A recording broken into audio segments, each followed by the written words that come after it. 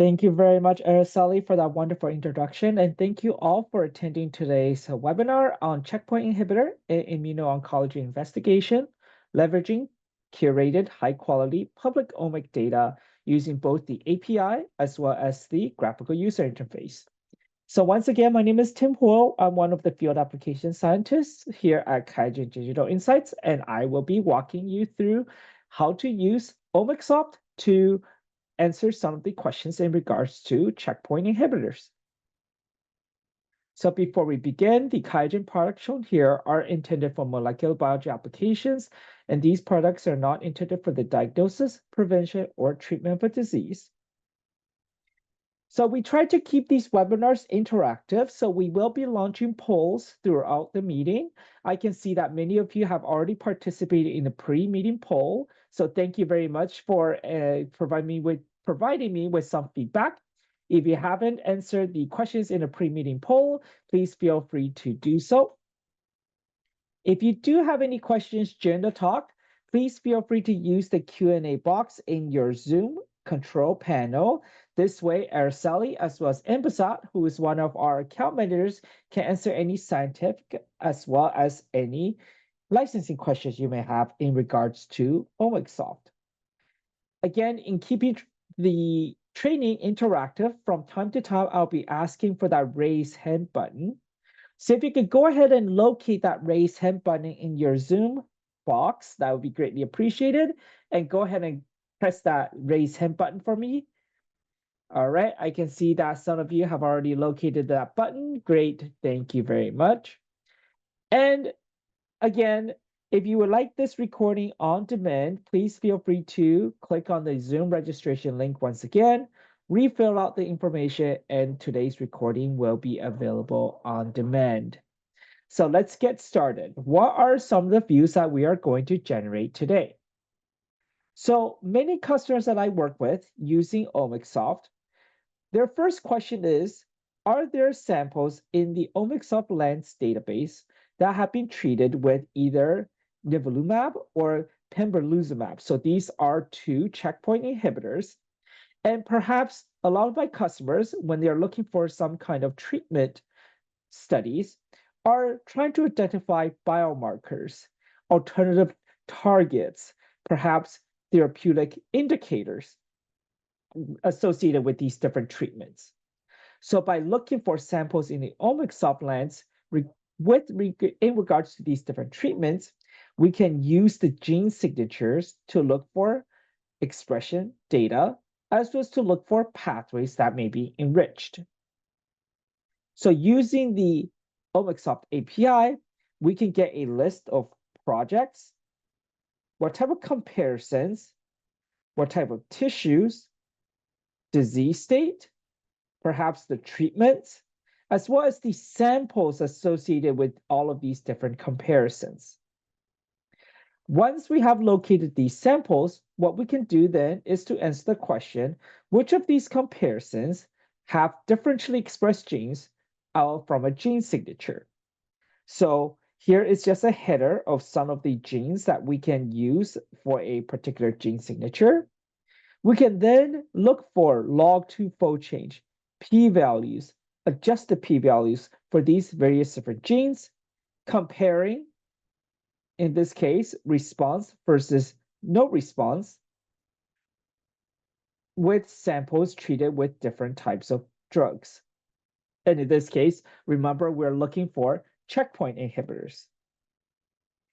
Of course, as scientists, looking at tables, they're fine, but I think many of us prefer a visualization of this type of data. So again, what we can do is we can compare disease state, some kind of treatment, response, no response, or perhaps disease versus progressive versus stable.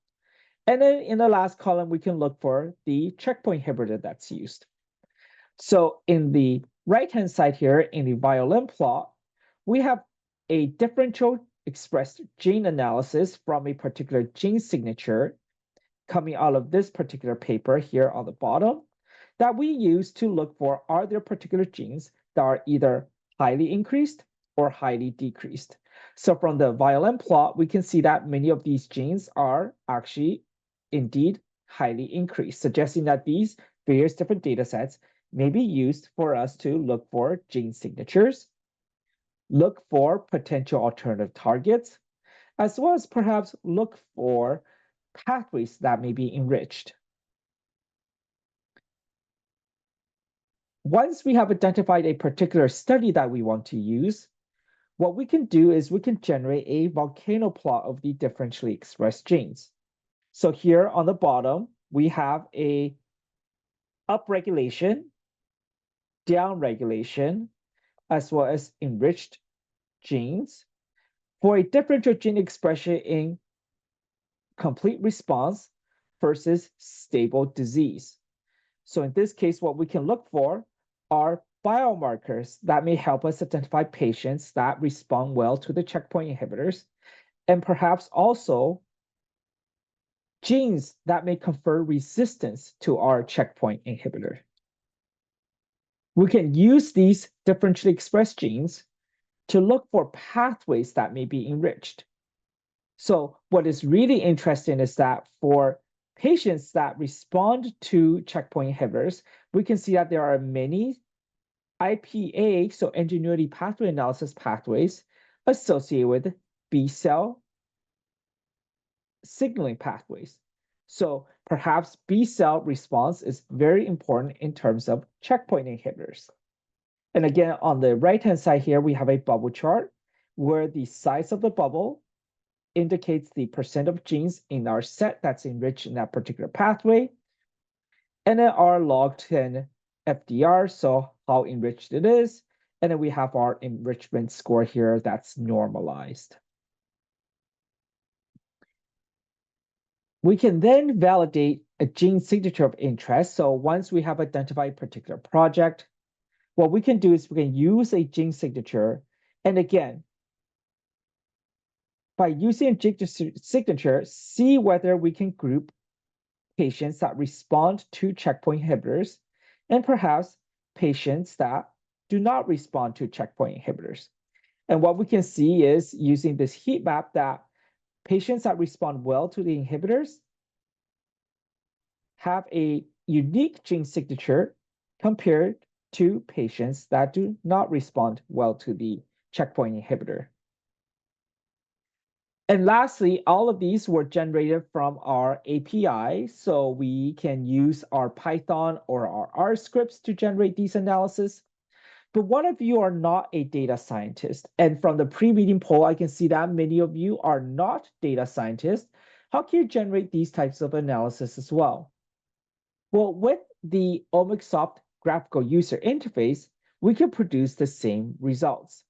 For example, on the top left-hand corner here, we can identify samples associated with checkpoint inhibitors. On the bottom left here, we can generate a comparison heat map to look for genes that may be upregulated or downregulated. So upregulated, we have in red. Downregulated, we have in green, in particular comparisons. On the top right-hand corner here, we can mine for volcano plots to identify genes that are highly upregulated and highly downregulated in a complete response versus stable disease comparison. And lastly, we can use the gene signature that we pull out from publications or from perhaps internal research and look for, again, gene signatures that may help us understand why patients are responding to our checkpoint inhibitors or not. So with these various different results, what I'm going to do is launch a quick illustration poll to see whether these are the types of results that you would like to generate from publicly available data. I can see that many of you have already responded that indeed these are the types of results you're looking for. Great. Thank you very much for that feedback. So I noticed from the pre-meeting poll that many of you are new to the QIAGEN curated content. So let's spend a couple minutes talking about what these contents are. So QIAGEN is the leading provider of expert curated knowledge. So today we're going to be focused on curated omics data. So this allows us to search across diseases and tissues.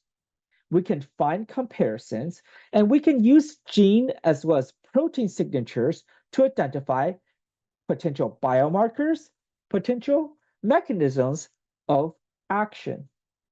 We can then use our curated research findings. So many of you may be familiar with ingenuity pathway analysis, as well as the underlying contents contained within a biomedical knowledge base. So this allows us to highlight pathways, map networks, and discover the molecular mechanisms of action. We also have curated gene variants. So for scientists who are studying somatic and or germline variants, we can use resources from COSMIC, from Human Somatic Gene Mutation Database, as well as the Human Gene Mutation Database Professional to look for whether these genes and the variants associated with these genes have been discovered in publications as well as in real-life clinical samples. So again, today we're going to focus on curated omics data, but just remember that in addition to curated omics data, QIAGEN also has research findings as well as gene variant information. So if we look at what OmicsSoft is, OmicsSoft contains carefully curated data sets and comparisons. So what that means is our team of scientists, they look for new projects as well as new samples, and many of these various different projects and samples are driven by your requests, and they come from either DNA-seq for variant, RNA-seq, proteomic data, microarray, you name it, we probably have it in OmicsSoft lands. We download the raw data as well as the metadata. And in cases of the metadata, we have multiple curators who curate these various different fields using controlled vocabulary. So what that means is that you as the scientist can trust the vocabulary that's used to annotate each individual sample. And of course, with the raw data, our scientists have processed these data, QC these data, and normalize these data so that in combination from our metadata as well as our normalized data, we can then perform statistical analysis where we have pre-computed comparisons, we do statistical modeling, and then we also do post-analysis QC so that you can look for projects and samples. You can look at expression data, so generating a heat map for that gene signature. And you can also pull out the comparison results so that we can identify genes that may be upregulated or downregulated based on checkpoint inhibitor treatment. If we look at our OmicsSoft Lens collection, we have collections from oncology samples from tons of various different tissue sources. And for those of you who may not be studying oncology related fields, we also have a collection for non-oncological samples. So these are contained within a disease land sample. And then of course, we also have our single cell collection. So for those of you who would like to look for biomarkers or rare subtypes, single cell collection is a great collection to leverage for that type of analysis. So we've talked about the curated contents. We have talked about the samples contained within these curated contents. How do we access these contents? So there are three ways of accessing the content. The first way that I'm going to start off with is this downloadable flat files. So for those of you who are data scientists or bioinformaticians, perhaps you already have a infrastructure built in, you can actually access these different information and resources using downloadable flat files and integrate the information into your current pipeline.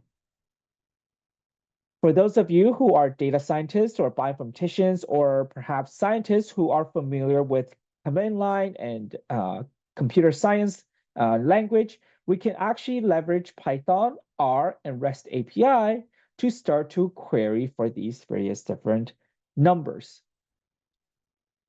And for those of you who may be a little bit more intimidated, or perhaps you would like to access the information using a graphical user interface, we also have the OmicSoft Studio as well. So with all of that information, let's go ahead and look at how we can use the programmatic interface to start to make these different queries. So before we do, the first thing I'll do is go ahead and talk about the various different documentations available. So the first thing I'm going to do is I'm going to pull up the OmicSoft Lens API resource that we can access. So let's go ahead and make this a little bit bigger. So I'm going to zoom in the font a little bit bigger. As you can see, once you have access to the OmicSoft Lens content, you have documentations here. You have white papers that you can access to understand what each collection contains. This cheat sheet is great for those of you who are starting off with building your SQL queries. This will explain all of the various different metadata. And of course, we also have reference files for you to take a look at, installation files for you to use. And of course, for those of you who are interested in flat files, we also have the flat files here as well. So tons of resources to help you out to get you started. If we scroll all the way to the top again, there are 4 buttons here that we are going to look at. The first one is the tutorials. Second one is your query examples. The third one is the schemas. And then the fourth is the data model. So if we click on the tutorials, we can access all of the various different tutorials available to help you start with your API. So we have a video up here at the top. We also have introduction notebooks to help you get started, whether that is, notice how we have one for Python. We also have one for R. We have use case notebooks that you can access to kind of help you understand how users in the past have used the OmicSoft API to answer some of their questions, whether that is from splicing, whether that is from cell type specificity. And of course, we also have webinar notebooks available to help us understand and, again, expand on the use of our OmicSoft Lens content. The second tab we're going to look at is this query examples. And this is actually, again, very useful, whether we're using R, Python, or Unified SQL. So Unified SQL just allows us, as my colleague Kristen likes to say, allows us to fail gracefully. So feel free to use the Unified SQL language to build your queries. And as you can see, when we click on this, we can see how to use that in R, how to use that in Python. And then if we're interested in perhaps how to find samples of interest, projects of interest, perhaps comparisons of interest, we have these little cheat sheets to help us copy and paste into our notebook and edit and try out this particular query. So tons of information here to really help us understand how to query for information that we're interested in to help us build our knowledge. The third button here is the schemas. So this will help us understand how these various different tables are related to one another. So for example, we have our mapping, what is included in the mapping table. If we open that up, the various different columns in the mapping table. If we're interested in perhaps the GTEX collection, we can see what are the headers for the comparison data, the clinical triplet, all of the information available to really help us understand what each database contains, what each land contains, and how these lands are structured with one another. And lastly, the data model. This is a great overview of how the data flows with one another. So let's say if we want to join the sample table with something similar to perhaps our gene FPKM. If we hover over the sample, we can notice that the sample index is bolded. And then we also have this ATCC website data index that's bolded. So that tells us that in order to join these tables together, perhaps we need to use the sample index from the sample table and the gene index here from our sample index up here from our gene FPKM table to join the sample to gene FPKM. So use these little bolded titles to help us understand how can we join these tables with one another. So as another example, perhaps we want to join the comparison data. Notice how comparison data is the bolded header. That means that if we want to join the comparison data with perhaps the comparison data table, again, using that index to join these tables with one another. So tons of resources to help us understand how to use the API. Feel free to access them while you build your queries. So now that I've shown you the resources available, what I'm going to do is I'm going to jump into our notebook for today, where we're going to use the OmicSoft API to look for samples that have been treated with a checkpoint inhibitor, and then dive deeper into these different samples. Perhaps we are looking for biomarkers of interest. Perhaps we're using information to look for gene signatures as well. So in the first section of the notebook, notice how we want to let you know that you do have technical support. So if you do run into any issues or if you have any technical questions, feel free to reach out to us at this ts-bioinformatics@qiagen.com. We are here to help you out. Science is already hard enough. We don't need to have extra roadblocks ahead of us. And again, tons of resources, whether that is our portal or whether that is our documentation, schema, and query examples. So the first query we're going to build is we're going to look for samples that contain a checkpoint inhibitor. So this first block of code is simply our housekeeping code. We're going to import our packages of interest. And then we're also going to log into our OmicSoft API as well as our biomedical knowledge base, because we want to use the IPA pathways to look for enrichment.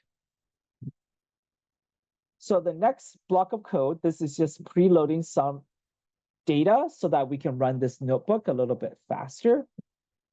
So in the next block of code, this is where we're going to look for samples. So notice how here on the title, we're going to identify comparisons. So rather than extracting the samples, we're going to just identify comparisons that our team of scientists have already pre-computed for us that contains either nivolumab or pembrolizumab, so two different checkpoint inhibitors in our clinical triplets. So in our clinical triplets, this is our metadata that we're going to mine for drug terms.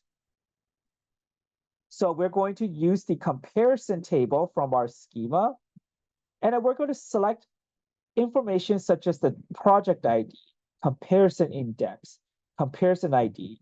What type of category is this particular comparison? Tissue information, disease, et cetera, et cetera, et cetera. So we're going to look for metadata containing nivolumab or pembrolizumab.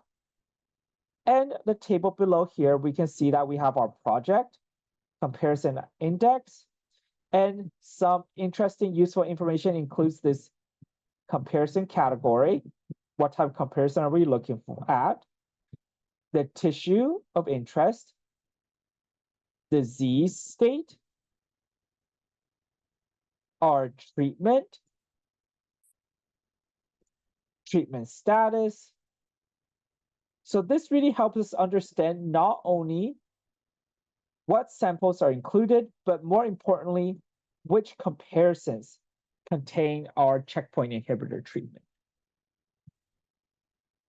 So then what we can do is we can select our samples, and let's say we have a particular gene signature. So in this case, this particular paper has a differential gene expression that we can use to look for genes and look for gene signatures that may let us know whether a particular sample has responded to a checkpoint inhibitor or not.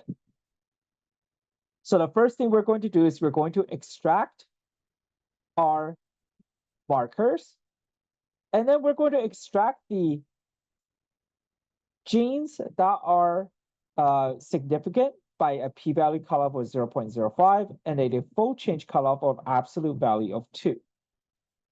And what we're going to do is we're going to look from the comparison data from our oncology databases where we have these various different genes.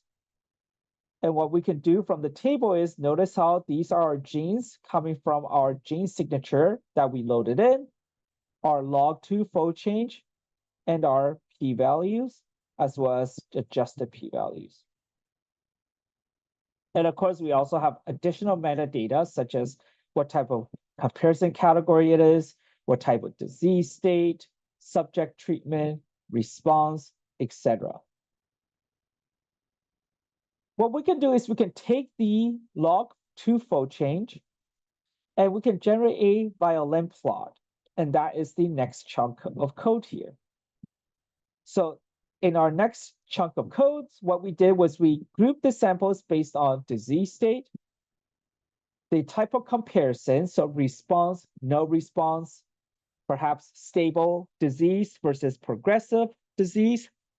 And then again, our third metadata is our drug treatment.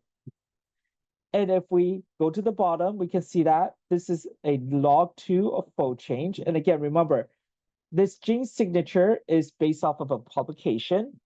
So we can see that many of these genes are highly expressed, or at least changing upon our different comparisons.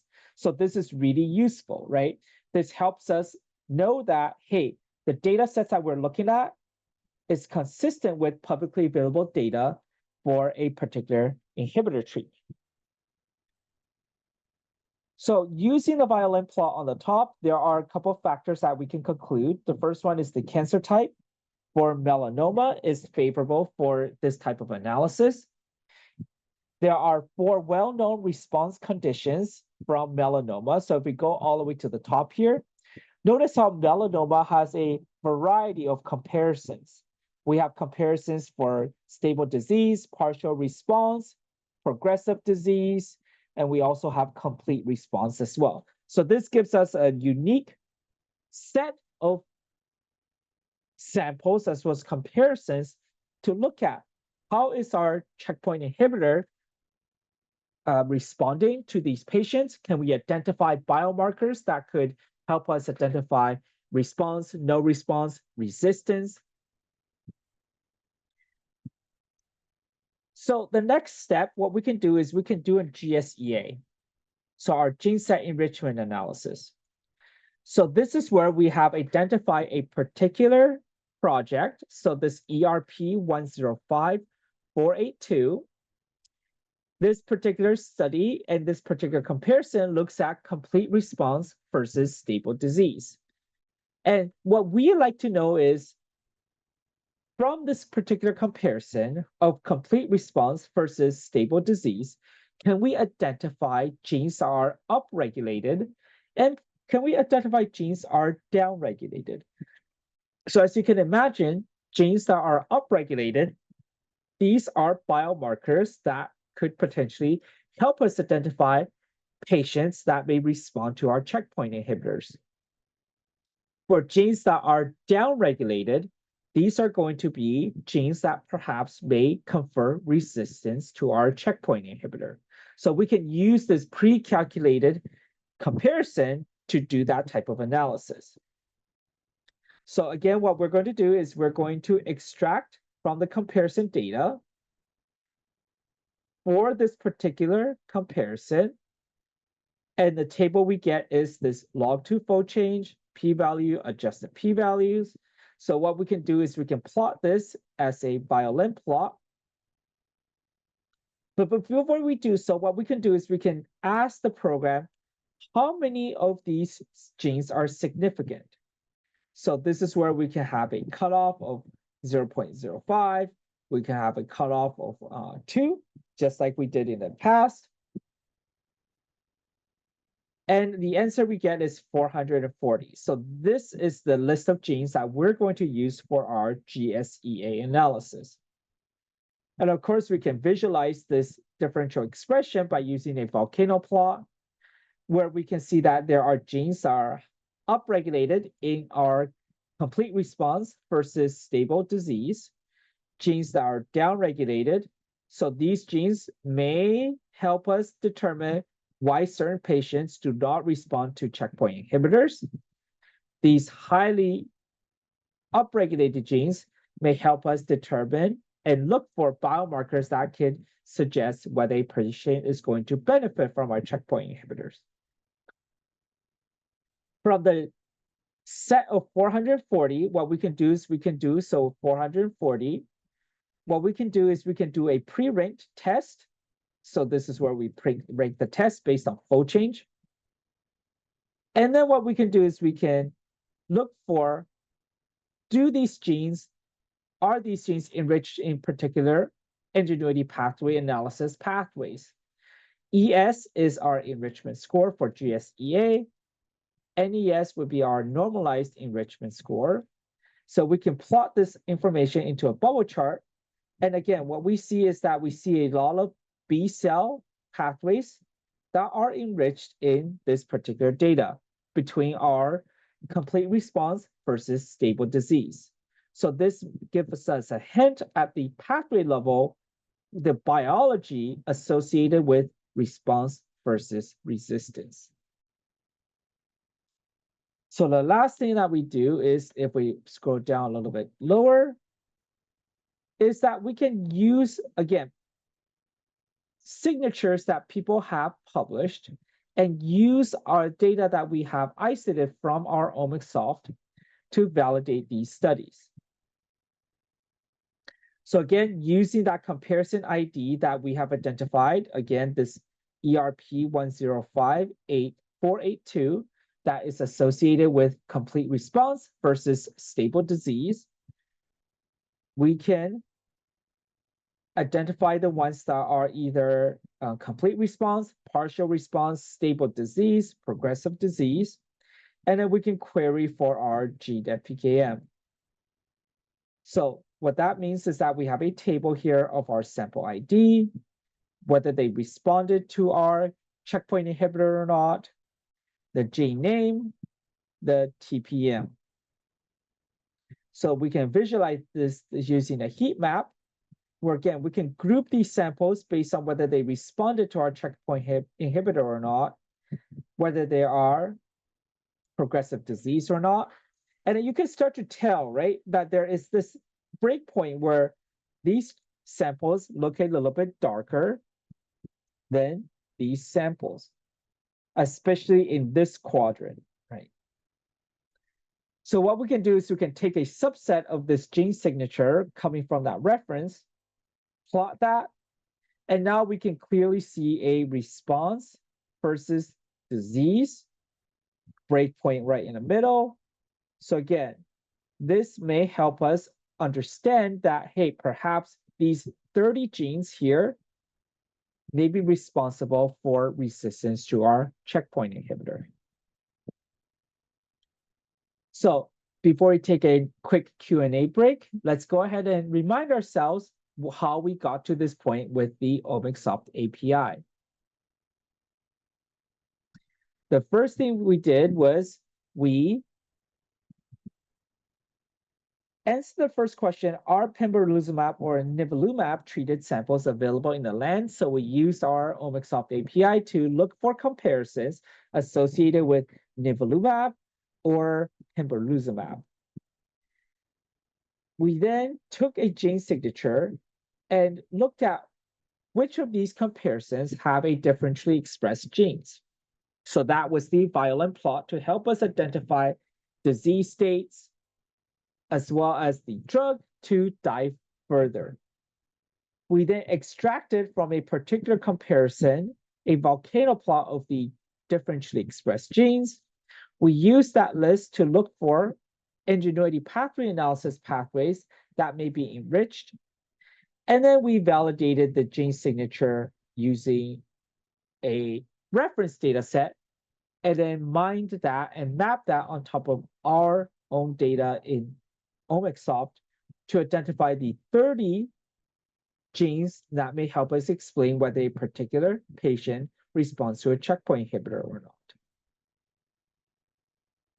So with that, let's take a quick break to see if there are any questions that I can answer live. Awesome. Thank you, Tim. So please go ahead and utilize that Q&A box that's located at the bottom of your screen to type in those questions. I'm also going to go ahead and just, again, provide today's slides and the notebook that Tim just went over, so you guys can go ahead and check it out on your own after you guys review the recording or as we're going along. In the meantime, we did have some questions pop up. So one of the first questions that came up is, what are the advantages of using the OmicSoft API? Yes, so one of the major advantages that a lot of my customers like about the API is that you're not restricted to a particular collection or what we call lands. So when we dive into the graphical user interface, the first thing that we need to do is we need to tell the software which land or which collection we're going to look at. With the OmicSoft API, you can query across these various different lands rather easily. So that is one of the advantages of using the OmicSoft API. Another one, of course, is you can use the API language to really help you narrow down, select the samples that you're interested in to do your gene signature analysis. Awesome. We've also launched a poll just to get a feel of how Tim's pace is going, so you guys can go ahead and fill that out. That would be awesome.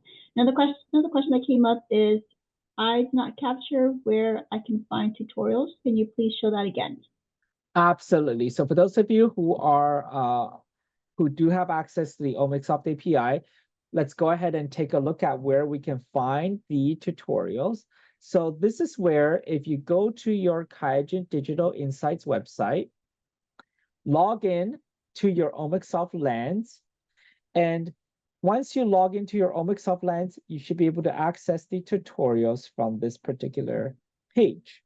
So if you click on this, you'll be able to access all of the various different tutorials that are available to help you get started.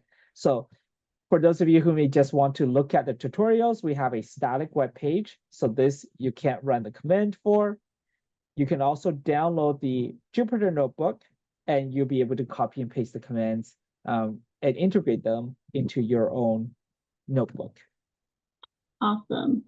So in terms of the speed, it looks like your pace is pretty well. So now you still have other topics to cover, so we'll go ahead and give it back to you, and we'll take another Q&A break session later on. Great, and everyone, thank you. if you guys have questions, please continue to put them in the Q&A box. Back to you, Tim. Thank you very much, Araceli, and thank you very much to all the attendees for the questions in the Q&A box, as well as the comments as well. And we'll be more than happy to answer any that come up during today's training. So we spent time talking about our OmicSoft API, but from the pre-meeting poll, I can see that many of you, about 50% of you actually, are not data scientists. You have a biology background, you're a molecular biologist, perhaps you are not familiar at all with SQL queries, and you would have to put a decent amount of effort into learning how to build these queries. But don't worry, for those of you who are in that camp, we do have a graphical user interface that allows you to produce the same results. So let's go ahead and spend some time and jump into the software to see how we can answer some of these different questions. So the first question that we can answer, let me go ahead and pull up my OmicSoft API here, or sorry, OmicSoft graphical user interface. So for those of you who have your graphical user interface opened up and ready to go, the first thing we need to do is we need to click on the Land tab. The Land tab allows us to access the Land contents using the graphical user interface. Once we have clicked on the Land tab, what we can do is we can click on the Select Land. And this is where, during the Q&A break, I talked about how one of the advantages of the API is that we can query across different collections. Using the graphical user interface, we have to tell Omicsoft which particular collection that we want to look at. So in this case, for treatment, the collection that we're going to look at is this OncoHuman. Let me go ahead and zoom in a little bit more so that we can see the lettering here. So OncoHuman, so these are going to be oncology-related studies from public sources such as Gene Expression Omnibus, Array Express, aligned to our B38 annotation and HG38, essentially, that's our genome build, and a GC33 is going to be our annotation file. So again, what we can do is we can go to our Land tab, select Land, and then select our OncoHuman. The default view here is going to be your sample distribution. So this will tell you how many samples are associated with a particular disease category. But remember, in the API, we use comparisons to look for our comparisons of interest. So to do that, what we can do is we can tell IPA, hey, rather than looking at samples, I want to look at comparisons. So for those of you who have your graphical user interface opened up, go ahead and look for that Select View button, and then switch this to Comparisons. So once you have done so Select View, Comparisons, this is where we can tell Omicsoft what type of comparisons we want. So remember, in the API, we use the command line tool to look for nivolumab and pembrolizumab associated comparisons. In this case, what we can do is we can go to the Comparisons tab. And then what we can do is we can type in subject treatment. So again, comparison, type in subject treatment. And this is where we can tell IPA, our Omicsoft software, that we just want to look at samples associated with nivolumab, pembrolizumab, and then we can select OK. So I've already done this before. So this is our various different comparisons associated with nivolumab and pembrolizumab. On the right-hand side here, we can see the various different comparison categories. So we can see that there are a lot of skin comparisons associated with nivolumab and pembrolizumab, and we have a lot of comparisons for responder versus non-responder. And of course, another interesting one is hematopoietic and lymphoid system. So perhaps we have a lot of peripheral blood from checkpoint inhibitor patients that have been collected. And of course, we have a treatment 1 versus treatment 2 comparison, very interesting. We also have treatment versus control. So lots of really interesting comparisons that we can mine to answer some of our favorite questions. This graph is interactive, so you can go ahead and press on this bar graph here, and notice how this turns to pink. So for those of you who are following along, we can see that this graph turns into pink. And on the bottom here, we have a table that's loaded up. And this table, a lot of my customers, they like to export this as an Excel spreadsheet, because then they can quickly go through the table. And let me go ahead and pull it up to the left-hand side here. Then we can look at what type of project is it? What type of comparison is it? Comparison category. So of course, these are all responder versus non-responder. And if we scroll a little bit further to the left-hand side, we can also look at the control samples. So what are the control samples for these different comparisons? And then we also have the same information for case as well. So let's see if I can find the case one, case samples, right there. No, case responder, non-responder, treatment, pembrolizumab, comparison ID. So I may have gone a little too far in the spreadsheet, but the same information you can find for both your control sample ID as well as your case sample ID.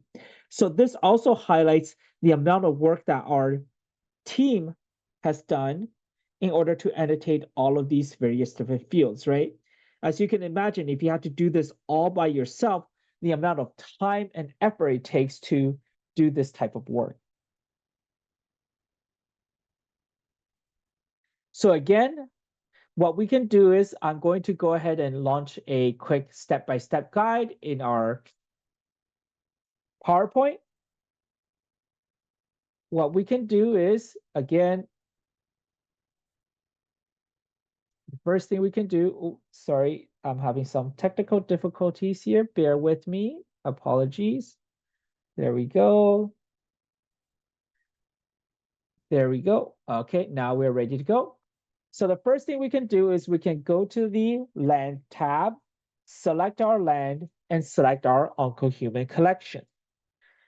Then we can switch from the samples to comparisons, where we can look for subject treatments associated with nivolumab and pembrolizumab, and then click on the bar to select a bar of interest to reveal the metadata and the projects associated with that particular study. So the next thing we can do is we can answer the question, which of these comparisons have differentially expressed genes from a gene signature? So in that case, what we can do is, let me go ahead and exit out of this, go back to my Omicsoft. What we can do is we can use the advanced button where we can paste in a multi-gene search. And this is where we can paste in our gene signature. So depending on the gene signature that you're looking for, and I have one here on the side here, that let me just go ahead and pull this up. This is where we can tell Omicsoft, let's generate a heat map for a particular gene signature. So I have 82 genes here. What we can do is we can remove the invalid gene symbols and then click on OK. So because it does take some time to generate this heat map, I have pre-generated the heat map for us. So what we can do is now we can, again, see, are there particular sample type, particular subject treatment, as well as the type of comparisons that may help us understand whether a particular gene. So this is a comparison heat map. So what that means is that if you see anything in red, red would mean that a particular gene is upregulated compared to the control. And anytime you see green, these genes would be downregulated compared to control. So we can see clusters of genes that are, of course, highly upregulated. And we can also see a cluster of genes that are perhaps downregulated. And from the color bar here, we can see that a lot of these samples come from the skin. And we also have various different cell-specific samples as well. And then, of course, in the subject treatment, we can also see that these are nivolumab, these are pembrolizumab. So a lot of interesting information that we can get from this particular view. So again, going back to the PowerPoint, let's go ahead and talk about how we got here. So what we did was we used the advanced button, search for multiple genes, paste in our gene signature, remove the invalid genes, clicked on OK, and there's a couple of steps that I did not have the time to show you due to time constraint. But what we can do is we can change the view to all comparison. And this is where we can generate the heat map, and we can manipulate the heat map by making various different orders. And that's how we got to the heat map that we see here. The next question we can ask is, can I generate a volcano plot? So remember, in the API, we use the volcano plot to see whether we have particular upregulated genes and downregulated genes. So in that case, what we can do is we can go to the OncoHuman tab here. And notice how, remember, we selected these various different bar graphs to see what type of projects are on the bottom. So if I pull this up, if I pull this a little to the side, comparison categories is all going to be responder versus non-responders. But if we pull this a little bit up, the comparison contrast, now we can see what type of comparisons we have, right? Whether that is partial response versus progressive disease, whether that's complete response versus stable disease. So this is a comparison of interest, because this is going to generate a differential gene expression volcano plot showing us what are the genes that are enriched in complete response versus stable disease. Are these genes upregulated or are these genes downregulated? What we can do is we can simply select on the particular study. So notice how everything else gets unselected. So select the test 15, press browse selected comparisons. So again, make sure nothing else is selected. Click on the test 15, which shows us the complete response versus stable disease.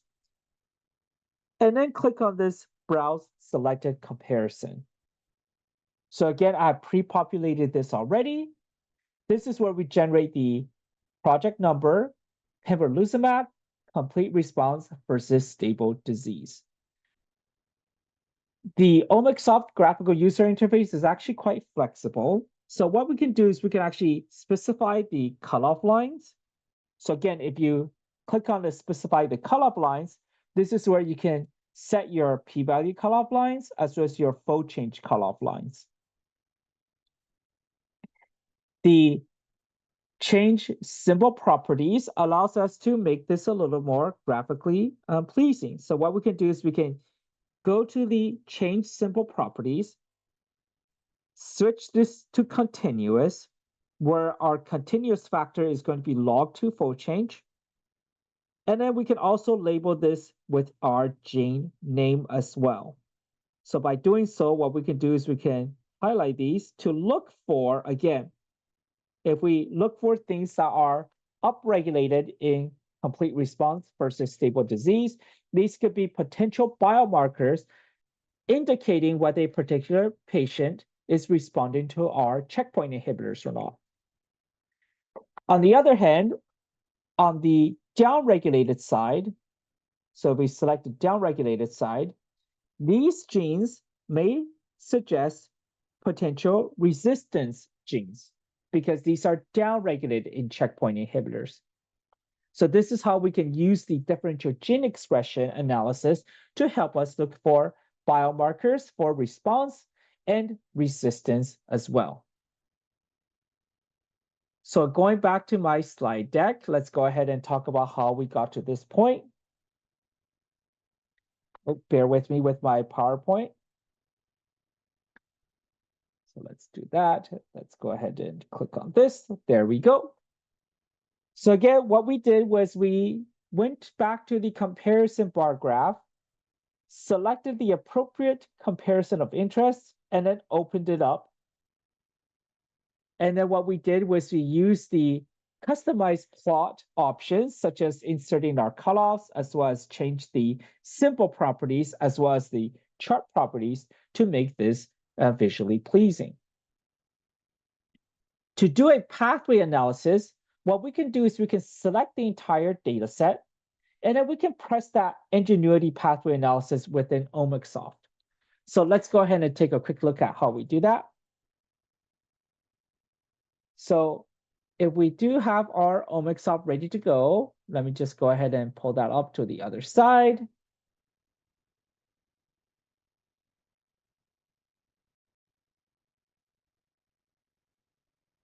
So what we can do is, again, we can select all of these genes. Let's go ahead and do that again. So select all these genes. On the bottom is a table of all of the differentially expressed genes. And then there is this nice IPA button that if we press it, we can send the data sets and we can set up the analysis for IPA analysis. So this will tell us what features do we want to upload and what type of features we want to use for our IPA. And once we send this off to IPA, what we get is we get a pathway analysis where we can see our particular pathways enriched in our data set. But beyond just looking at enrichment, are these pathways predicted to be activated or predicted to be inhibited? So I have IPA loading up on my other window right now. So let me pull this over. Let me go ahead and make this a little bit bigger. So notice how many of these pathways that are enriched in our data set are the same ones that are found in our GSEA, in our API. So for example, we can see that we have lymphoid and non-lymphoid cell regulation. We have complement. We have B cells. So remember, B cell signaling was highly enriched in our GSEA. We also see that as well in our IPA analysis. And one of the highest enriched pathway was that P, if we go a little bit bottom here, this P70S6K signaling. This is also enriched in our IPA analysis as well. So this is a very good validation that using GSEA as well as using APA, we get similar results. But with IPA, we see these orange bars. Orange tells us that these pathways are predicted to be activated. So what that suggests is that in patients that have complete response to these checkpoint inhibitors, B cell signaling, pathways associated B cells tend to be activated. So this gives you a clue on the biological pathways and biological mechanisms of why certain patients respond to these checkpoint inhibitors. Perhaps patients who are resistant somehow are suppressing their B cell signaling.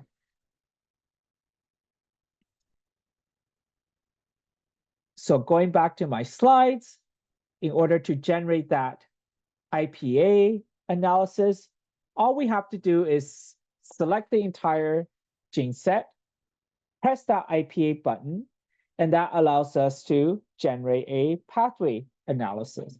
And for those of you who are interested in Ingenuity pathway analysis, in about 16 days or 20 days or so after Thanksgiving, for those of you who are joining us in the United States, we will have a QIAGEN Ingenuity pathway analysis new user training. So this is where you'll learn about IPA, how to dive into your IPA results, and what do these various different colors mean. So the last thing that we can do is once we have chosen a particular data set, again, what we can do is we can use that advanced button to help us identify our gene signature of interest. So to do so, what we can do is, let me go ahead and pull up my Omicsoft again. So this software, let's go back to our first table here. What we can do is we can tell IPA or Omicsoft, pardon me, if we go to the samples here, this is where we can tell Omicsoft the project number that we are looking for. So it's 105. Let me go ahead and make sure I have this number correct. 105,482. So this is where, again, we can look for project, a particular project name, ERP 105,482. Select this project. So again, make sure you do this on the project side. Project name. Type in your project name of interest. Select it. And now we can filter. by doing that, what we can do is we can tell OmicSoft, we just want to query for our gene of interest. So this is where we can use the advanced button again, search for multiple genes. And this is where we can paste in our gene list. So I have a gene list here on the other monitor here. Remove the invalid gene model or genes, and then click on OK. So again, we're going to do the cooking show method here and just go ahead and display the end result. This is what we see. And this is exactly the same figure. I'm just going to move this to the left-hand side here. Let's see if I can do that quickly. There we go. So that is on the left-hand side. This is on the right-hand side. And notice how we have this block for the progressive disease. We have a block here for response. And notice how in our progressive disease and stable disease, we have a lot of green.